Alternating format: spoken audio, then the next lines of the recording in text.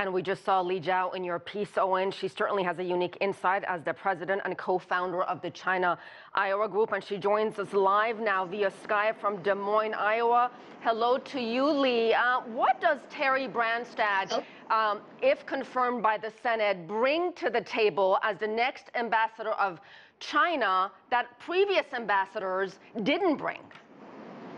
Well, if confirmed, Ambassador Branstad brings a lot of things we believe that the previous ambassador do not bring. First of all, he has a personal connection and relationship with the president of China, which is very, very unique and rare, which gives him a really good leverage in case things doesn't go as well. He has that opportunity to come back and tackle the challenges and work things behind the scene. And secondly, he's a trade expert, and he's been promoting Iowa for the past 3 decades. His understanding of how trade works and will be very helpful to smooth things out in times that are not very smooth. And also, I just listened to his confirmation hearing. He was talking about he would love to visit China, visit every provinces in China. Became the ambassador. We believe that that's his hallmark signature item when he was the governor here. He visited 99 counties here in Iowa. It shows his commitment for the state, and he shows his connection with people, and he gets things done. And we think that he will bring the same commitment and passion to China to help to make the relationship into even a better place. Li, it's good to see you again. Unfortunately, not over a glass of wine this time, but never mind. You mentioned there Governor Branstad's opening statement. He also talked about some fairly contentious issues about the South China Sea, cybersecurity, about trade rules and so on. These are difficult subjects. How easily do you think this governor is going to be able to broach those kinds of subjects with the Chinese leadership?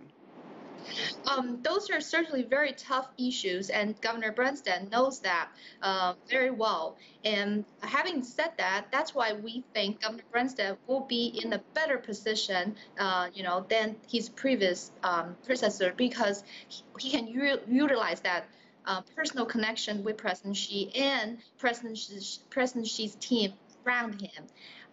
They're never easy, but we think that with that connection, Governor Branstad can really help to maybe look at all those issues in a neutral light. And Li, finally, Branstad has a 30-plus year relationship with President Xi. Can you give us some insight into this friendship that really goes back to 1985? Yes.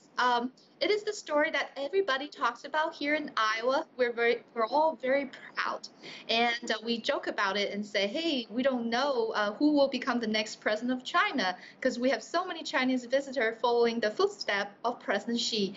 They want to come to Iowa. They want to go visit every places where President Xi has spent time, back in 1985 when he was just a county level official. And I think it's because the hospitality and the down-to-earth and the Midwestern Iowa value that are really attractive to President Xi when he was, just entering into the political scene and was one of, his first trip to United States. I think that genuine connection between him and Governor Branstad set stage under that circumstances. And that genuine connection is so important. Li Zhao, thank you so much for joining us on the link. And we should add, Terry Branstad is expected to be confirmed by the full Senate next week to become the next U.S. ambassador to China.